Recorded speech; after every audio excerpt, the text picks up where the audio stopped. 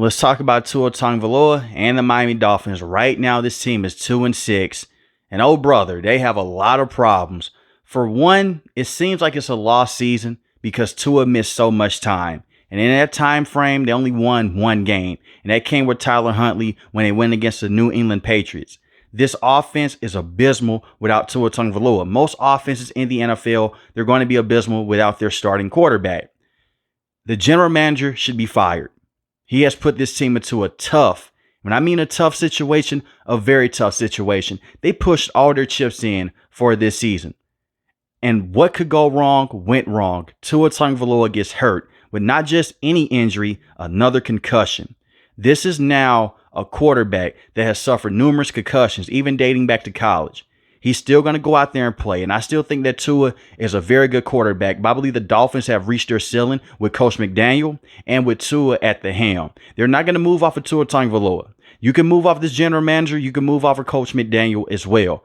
Because their identity, it's not a good identity. They're built off of finesse and speed. That doesn't work in the NFL. At the college level, it can work. I've seen teams go out there and win national championships based off of speed alone. This isn't college. The way this team is built, they're built like a college team. And it's not me saying that the players aren't good. Tyreek Hill is all world. Jalen Waddle is a very good wide receiver in his own right. Tua is a very good quarterback in my opinion. But they're built off of speed.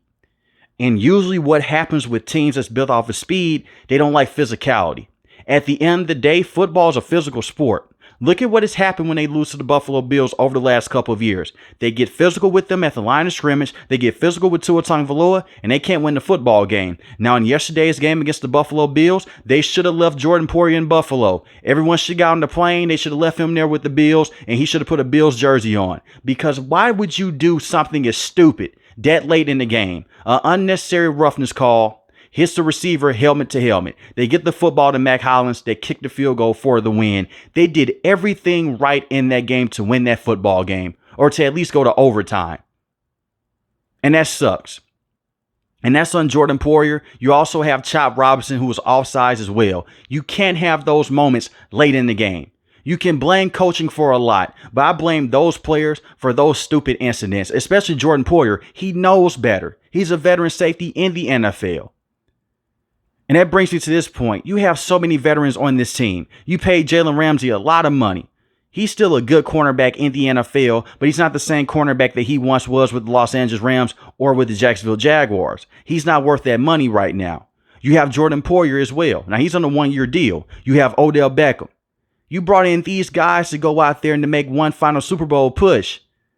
But instead, you neglected the offensive line. You did not allocate enough money into the offensive line. The offensive line has been a problem with the Dolphins since Tua was a rookie.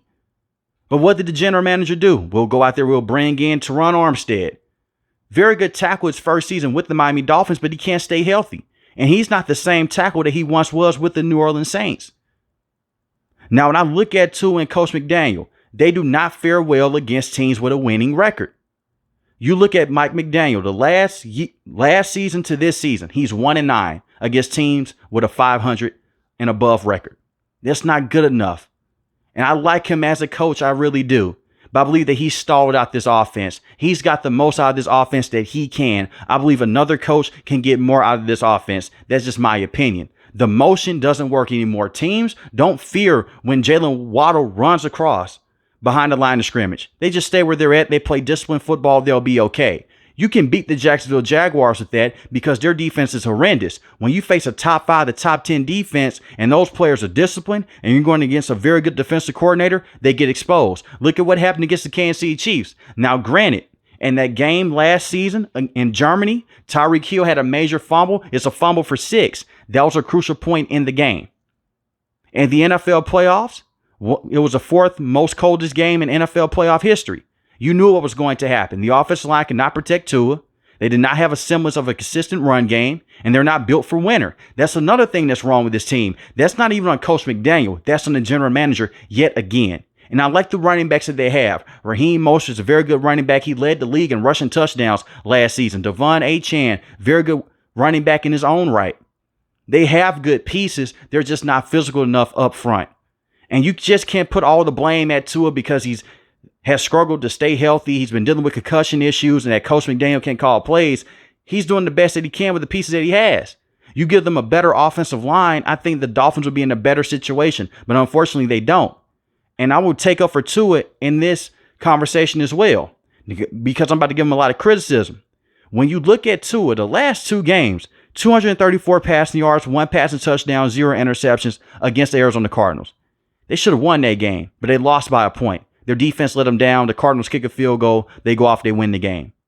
Yesterday against the Buffalo Bills, 231 passing yards, 2 passing touchdowns, 0 interceptions. That's the best he's played against the Buffalo Bills in a very long time. They lose the game because of penalties and because of Jordan Poyer towards the end of the game. That's not on Tua. Now, I understand. In week 1 and week 2, the offense was not clicking like that. And you can say the offense is overrated because Coach McDaniel now has Tua getting the football out quick. That's what he's supposed to do. He can't sit back there for 5 to 6 seconds because Tua doesn't have the mobility. He doesn't have the escapability like Josh Allen or Lamar Jackson. And he doesn't have the strong arm either, like a Patrick Mahomes or a Josh Allen. So they're getting the football out quick. Now, Tua Tagovailoa is a very accurate quarterback. But now they've altered their game plan. It's a bunch of dinking and dunking away down the field. And next thing you know, they'll try to take the top off the defense. Then you also look at this situation as well. They have Jonnu Smith. I think that he can be a very good receiving tight end in this system. But right now, he hasn't done much. And the same with Odell Beckham. Odell Beckham has 3 catches for 15 yards. Granted, he hasn't been able to stay fully healthy because he missed a couple of games towards the beginning of the season. And Jonnu Smith does have over 300 receiving yards this season, but you would like to see him be used just a little bit more in this system. And we've seen Coach McDaniel basically neglect the tight end in the past. This is a team, they're just in a tough situation. And you can't tear everything down. It's not easy as that. It's not like Tua's on the last year of his deal. Tua just signed a long-term extension this offseason. So he's going to be with the team for the next couple of years unless you trade him to another team. And I don't see another team going out there trading for Tua Tagovailoa with the concussion history that he has. And Tua's also one of those quarterbacks. I don't believe that you can win the Super Bowl with him, but at the same time, he's not a terrible quarterback. Tua at times has looked like a top 10 quarterback in the NFL underneath the right circumstances. And I do believe that there's a ceiling that Tua has hit in the NFL as well because they've done everything that they can do. They brought in Teron Armstead. You bring in Tyreek Hill. You draft Jalen Waddle. They can go into a different direction. This is just an ugly situation for the Miami Dolphins. You can say tear everything down and tank. Tank for what? You're not going to draft a quarterback in the first round. That's another reason why the general manager should be fired. Not just because you gave Tua a lot of money.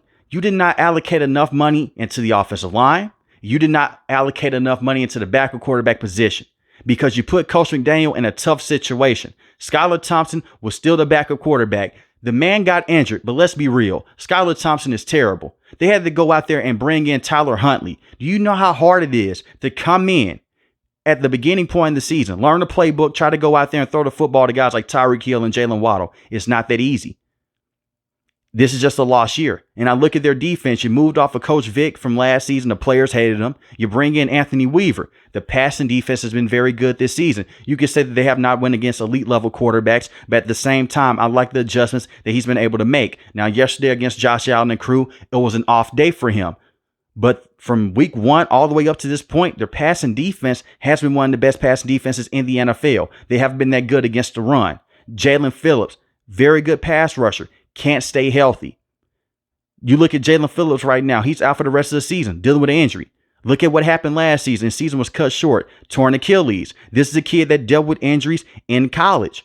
These are the same things over and over again with Jalen Phillips. You have Bradley Chubb, very good football player. And this is where I come into conversation with Coach McDaniel. He got injured last year against the Baltimore Ravens. They were losing that game by a lot. Why are your starters still in the game? And he tears his ACL. That's on Coach McDaniel, not paying attention to detail. I would have thought that coaches would have learned from Tom Thibodeau in the NBA when he had Derrick Rose out there in the last couple of seconds and he tears his ACL. And it was never the same. Coaches have to stop doing that. Stop having your star players in the game when you have no chance of going out there and winning the football game. Todd Bowles did the same thing a couple of weeks ago with the Tampa Bay Buccaneers against the Baltimore Ravens. And Chris Godwin tears his ankle up. It doesn't make sense to have your starters in the game when it's only 3 to 4 minutes left and you're losing by 30 plus points. Just pull the starters. call in a day and just go back, make adjustments at practice, and go back to the next week. It's okay. But when I look at this Dolphins team, you have a lot of injury-prone pass rushers. That's why you drafted Chop Robinson in the first round, and he's a developmental pass rusher. He's not ready to be a consistent pass rusher just yet. And you brought in Calais Campbell as well, another veteran on this team that you tried to push out there and say, you know what, give us your veteranship. Let's go out there. Let's possibly make a Super Bowl push. But it's not going to happen. This team's in a tough situation. They only have 2 wins on the season. Is it possible that they can go out there and right the ship? Sure. But you look at their schedule, it is tough because their next game, you are going against the Los Angeles Rams in Los Angeles. You face the Las Vegas Raiders. They should put up almost 50 points on that Raiders team. I'm sorry if you're a Raiders fan. The Raiders are not good this season. They go against the New England Patriots. That should be an easy win for the Miami Dolphins. Then they face the Green Bay Packers. That's going to be tough. They face the New York Jets. That's up in the air. That's a division rival. We'll see if the Jets can continue their hot streak right now. They just won over the Houston Texans. Then they face the Houston Texans the week after that on the road. Then they face the San Francisco 49ers at home. They face the Cleveland Browns. And then they face the New York Jets.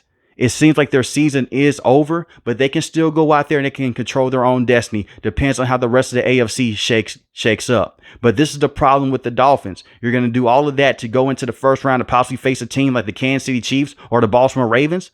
I don't think that they can compete with those teams. I think those teams are too physical for them. They can't stop the run consistently enough, and they can't protect Tua up front. It's just a tough situation over and over again. Now, maybe they run to the Buffalo Bills in the NFL playoffs. They make the playoffs.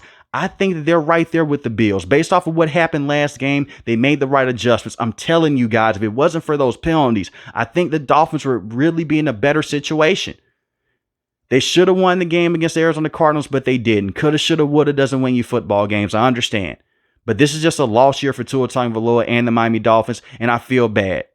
I feel bad for everyone involved because this is a team. They have the talent. It's just not working out.